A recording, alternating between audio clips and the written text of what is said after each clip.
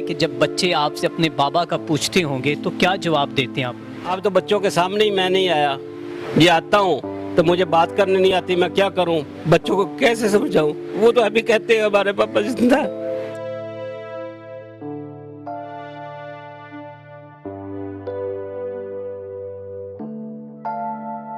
جتنا ظلم کشتی میں ہوتا ہے، شیب میں ہوتا ہے، شاید اتنا ظلم کہاں بھی نہ ہو، دنیا کسی کونے بھی نہیں ہو۔ یونان والی حکومت نے اتنی بے بسی کی کہ اس کشتی کو ڈبونے میں کوئی کسر نہیں چھوڑا۔ ایک بچہ اس کا 13 سال۔ پر سوال یہ بھی اٹھائے جا رہے ہیں کہ کشتی ڈوبی نہیں بلکہ کشتی کو ڈبویا گیا، کیا اس میں کوئی آپ کو حقائق نظر آتے ہیں؟ السلام علیکم، ایس پی این نیوز کے ساتھ میں ہوں میاں ارسلان۔ ناظرین، روشن مستقبل کا خواب سجائے بہت سے نوجوان تارکین وطن پاکستان سے یورپ جانے کے خواہشمند تھے، لیکن وہ یہ نہیں جانتے تھے کہ بے رحم موجوں کی نظر ہو جائیں گے اور یہ یونان میں جو اتنا بڑا حادثہ ہوا ہے یہ کشتی کبھی بھی ان کو جو کہ یورپ نہیں پہنچا سکے گی۔ ناظرین، ایسے ہی اکاڑا کے نواحی گاؤں جندراکا میں حفیظ اللہ نامی شخص جو کہ یونان کشتی حادثے میں لاپتہ ہوا ہے، ابھی ہم ان کے گھر کے باہر موجود ہیں، ان کے لواحقین سے بات چیت کرتے ہیں، جانتے ہیں کہ حفیظ اللہ گھر سے کب گئے اور آخری بار ان کے ساتھ کیا گفتگو ہوئی۔ آئیے میرے ساتھ۔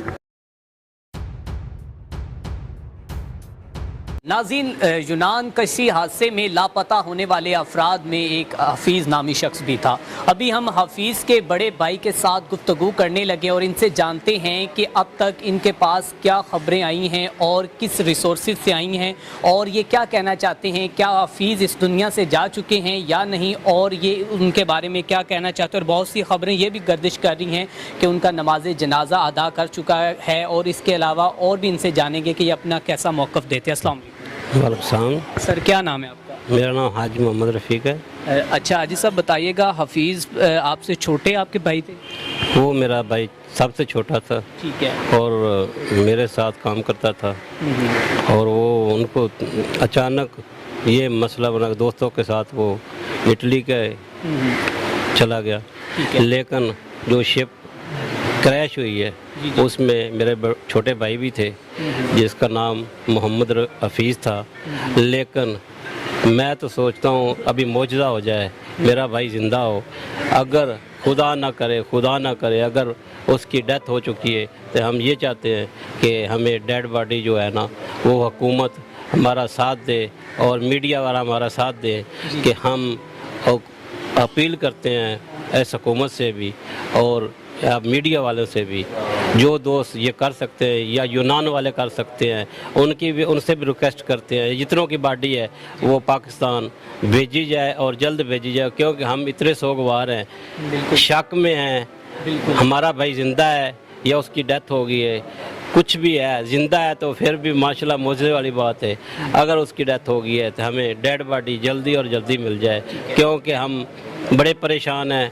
ایک تو پیسے لگائے ہیں، دوسرا جو ہے بھائی کا یہ سن رہے ہیں کہ اس کی ڈیتھ ہو گئی ہے، اس کا نماز جنازہ بھی ہم نے کر لیا ہے، لیکن معجزہ ہو سکتا ہے، اللہ کرے وہ زندہ ہو، کیونکہ چھوٹے چھوٹے اس کے بچے ہیں، ایک بچہ اس کا 13 سال کا ہے، 3 بچیاں ہیں، سب سے بڑا میں ہوں، گھر کا کفیل کوئی بھی نہیں ہے، چھوٹے بھائی ہیں سارے، لیکن میں اپیل کرتا ہوں کہ ہمارے سے تعاون کیا جائے، اور اس بارے میں میڈیا والے سے کہتا ہوں کہ میڈیا والے ہمارا بھرپور ساتھ دیں اور اس مہم جو چلی ہے اس کو ختم کیا جائے، کیونکہ آئندہ کوئی ایسا حادثہ نہ ہو۔ صاحب، یہاں پر سوال ہے، بتائیے گا کہ ایجنٹ نے کس طرح ورگلا کر حفیظ بھائی کو یہاں سے لے جانے کا کہا، اور یہ بھی بتائیے گا اس سے پہلے بھی کبھی ایسا ہوا ہے کہ انہوں نے کہا ہو کہ میں آؤٹ آف کنٹری کسی اور ممالک میں جانا چاہتا ہوں، لیگل یا ان لیگل؟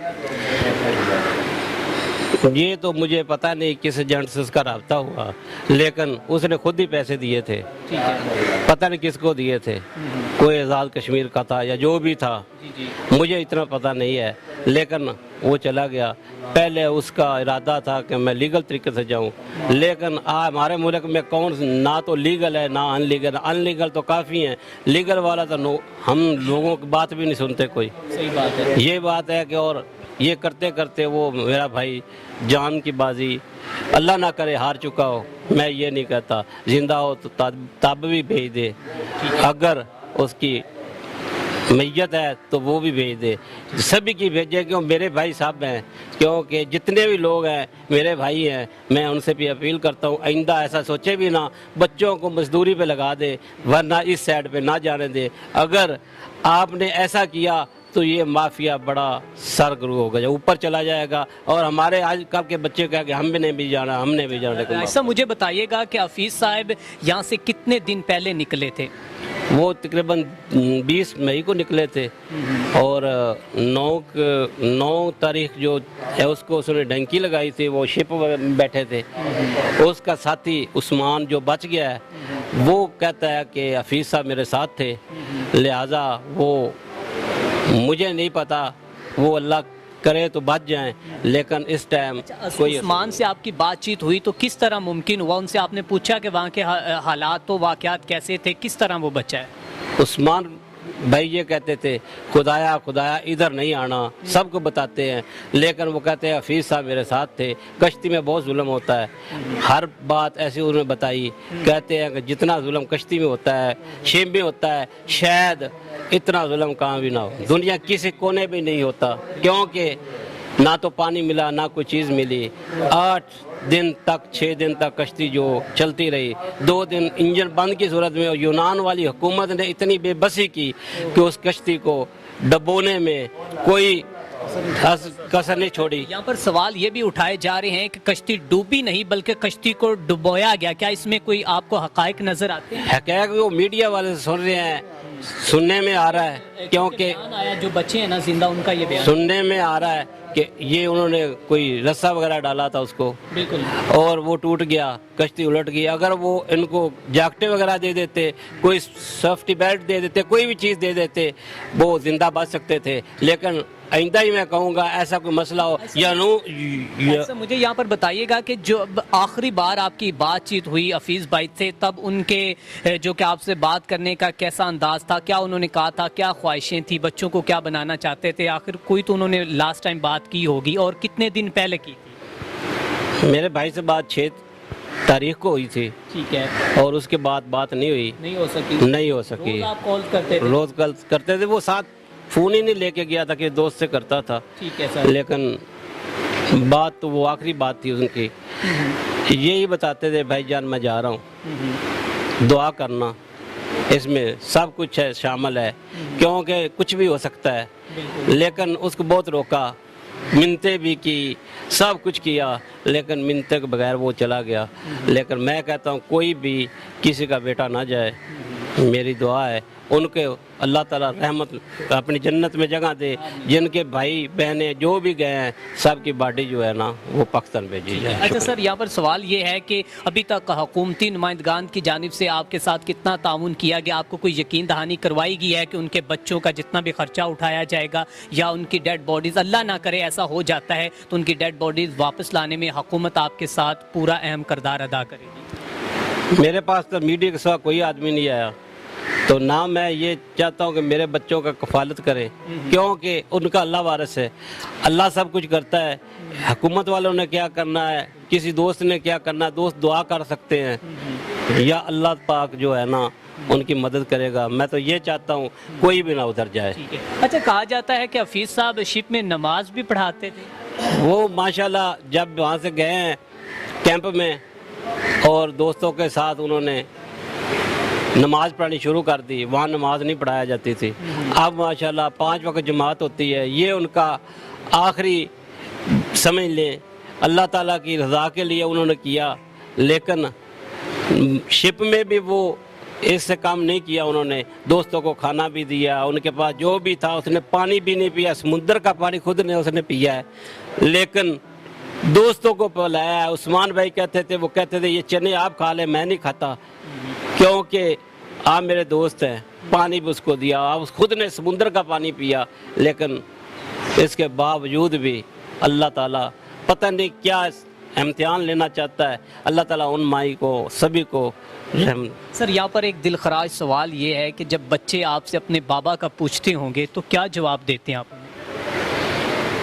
आप तो बच्चों के सामने ही मैं नहीं आया, ये आता हूँ तो मुझे बात करनी नहीं आती, मैं क्या करूँ, बच्चों को कैसे समझाऊँ? सही बात है कि कहाँ गए उनके बाबा? वो तो अभी कहते हैं हमारे पापा जिंदा है।